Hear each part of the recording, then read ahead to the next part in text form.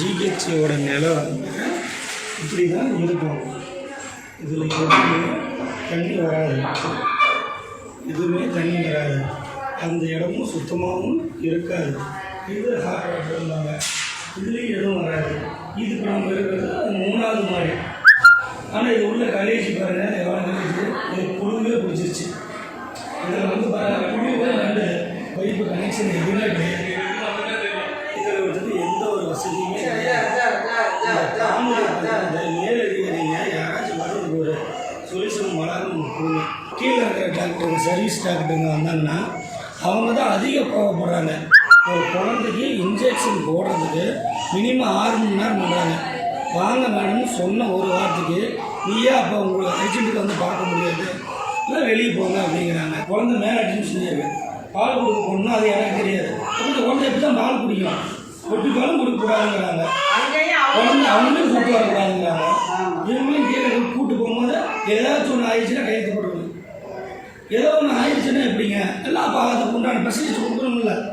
குழந்தைய நாய் ஒரு பக்கம் இருக்கிற மாதிரி ஒரு ஃபெசிலிட்டி கொடுக்கணும் இல்லை. உங்கள் பேர் என்னங்க, என்ன ஊர் நீங்கள்? என் பேர் ராமகிருஷ்ணன், சாதாரண கூலி வேலை செய்யும் டிரைவர் தாங்க. நாங்கள் வந்து குழந்தை ரொம்ப சளியோடு இருந்துச்சு, இங்கே கொண்டுட்டு வந்தோம். கொண்டு வந்ததில் ட்ரீட்மெண்ட் எல்லாம் நல்லா தான் இருக்குது. ஆனால் இங்கே வந்து மாடி வந்து 4 மாடி இருக்குது. 4 மாடியிலும் தண்ணி வசதி இல்லை. குழந்தைக்கு வெளியே போய் தான் நாங்கள் வாங்கிட்டு வந்து குடிக்கிறோம். அதனால் மற்ற இதெல்லாம் எல்லாமே தண்ணி இல்லாத வசதி, பாத்ரூம் இதுக்கெல்லாம் கொஞ்சம் சுத்தம் இல்லை. அப்புறம் ட்ரீட்மெண்ட்டு வந்து இதாக இருக்குது. ஆனால் தண்ணி தான் இல்லை. இத்தனை பெரிய ஆஸ்பத்திரியாக இருக்குது, தண்ணி வசதி இல்லை.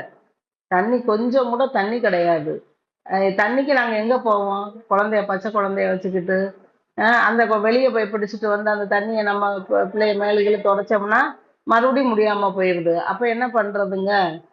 இந்த ஆஸ்பத்திரியில் 4 மாடி இருக்குது. 4 மாடியிலேயும் தண்ணி வசதி சுத்தமாக இல்லை. வேற நாங்கள் என்ன பண்ணுறது சொல்லுங்கள்? இங்கே வந்து நம்பிக்கையோட வாரம் போகிறோம், பார்க்குறாங்க, ட்ரீட்மெண்ட் பார்க்குறாங்க.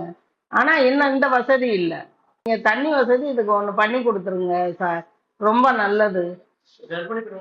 தண்ணி கர்ப்பிணி பெண்ணுங்களும் வராங்க, அவங்களும் பிரசவம் ஆகுறாங்க, அவங்களுக்கும் தண்ணி கிடையாது. ஒரு குளிக்கிறதுக்கு வைக்கிறதுக்கு வந்துட்டு ஒரு சுடு தண்ணி இல்லை.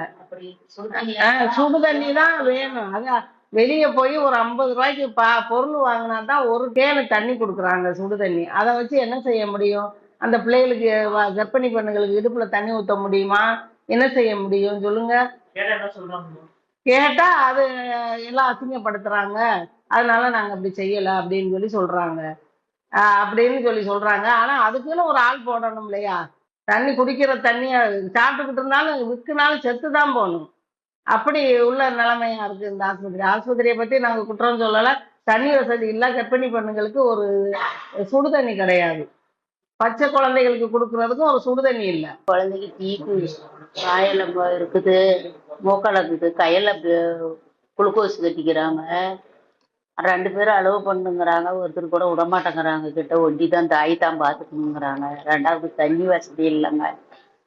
அந்த குழந்தைய விட்டுட்டு தண்ணிக்கு கீழே போனா வயசாகி போச்சு, படியை ஏறி இறங்க முடியல, லிஃப்டில் போக தெரியல.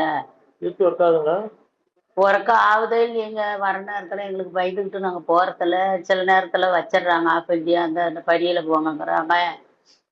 அங்கே சுடு தண்ணிக்கு போனாலும் ஒரு டம்ளர் தண்ணி வாங்கினா 50 ரூபாய்க்கு பொருள் வாங்கணுங்கிறாங்க. அதில் தண்ணி பிடிச்சிக்கிட்டு வந்து கலந்து அது என்ன பண்ணுறதுன்னே தெரியல. சுத்தமாக வைக்கிறாங்க. தண்ணி இல்லாதாங்க சார் இப்போ தண்ணி சுத்தமாக நாங்கள் வைக்க முடியும். தண்ணி இல்லாத நாங்கள் எங்கே போய் சுத்தமாக வைக்கிறது? 1 லிட்டர் தண்ணி, ஒரு 2 லிட்டர் தண்ணி வாங்கி 100 ரூபா செலவு பண்ணி வாங்கிட்டு வர்றோம். அதை சிக்கனமாக பண்ணிக்கிட்டு அதையே பண்ணிக்கிறாங்க சார். இந்த 4 மாடியில் எங்கேயுமே இல்லைங்களா தண்ணி? 4 மாடியிலையும் பார்க்காத பக்கமெல்லாம் இல்லைங்க, லாக்காகி போய் கிடக்குது. அங்கே சுத்தம் வச்சுக்க மாட்டேங்கிறாங்க, இங்கே சுத்தம் வச்சுக்க மாட்டேங்கிறாங்கன்னு எல்லாம் லாக் பண்ணி வச்சிருக்கிறாங்க.